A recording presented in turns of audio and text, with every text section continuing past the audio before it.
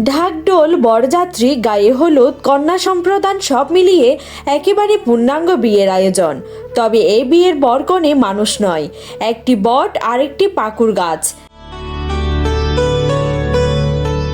একটি আঙ্গিনায় পাশাপাশি বেড়ে উঠেছে বট ও পাকুর গাছ দুটি। সনাতন ধর্মের প্রচলিত বিশ্বাস অনুযায়ী বট ও পাকুর পাশাপাশি থাকলে বিয়ের রীতি রয়েছে। বিয়ের আয়োজনে ছিল নানান আনুষ্ঠানিকতা ও সাজসজ্জা। পাকুর গাছকে ধুতি ও পাঞ্জাবি পরিয়ে বরের সাজে সাজানো হয়, অন্যদিকে বট গাছকে শাড়ি পরিয়ে কনের বেশ দেওয়া হয়। গাছ দুটির চারপাশে ইট ও টাইলস দিয়ে বাঁধানো হয়। কলা গাছ দিয়ে সাজানো হয় ছাতনাতলা, উপরে টাঙানো হয় সাইবানা।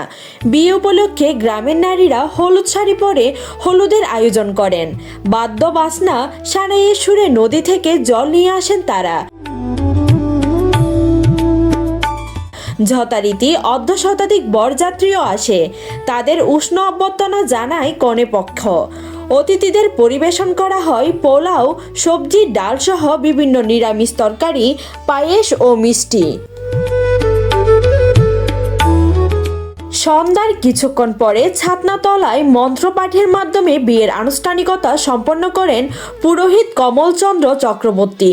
এ সময় গ্রামের গৌতম কুমার কন্যারূপে পাকুর গাছের বাবা হয়ে কন্যা সম্প্রদান করেন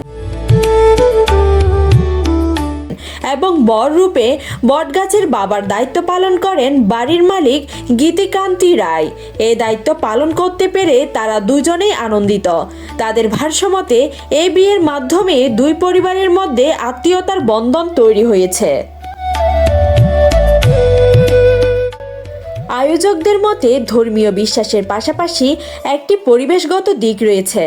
বর্তমানে অনেক জায়গায় পুরনো গাছ কেটে ফেলা হচ্ছে। বটপাকুড়ের প্রতীকের বিয়ে দিয়ে মানুষ এই গাছগুলো সংরক্ষণে আগ্রহী হয় এবং সেগুলো দীর্ঘদিন টিকে থাকে। কুড়িগ্রামের রাজারহাট উপজেলার নাজিমখান ইউনিয়নের সোনালু কুঠির গ্রামে গীতিকান্তি রায়ের বাড়িতে আচার অনুষ্ঠান মেনে গত সোমবার ধুমধাম করে সম্পন্ন হয় এই ব্যতিক্রমী বিয়ের আয়োজন।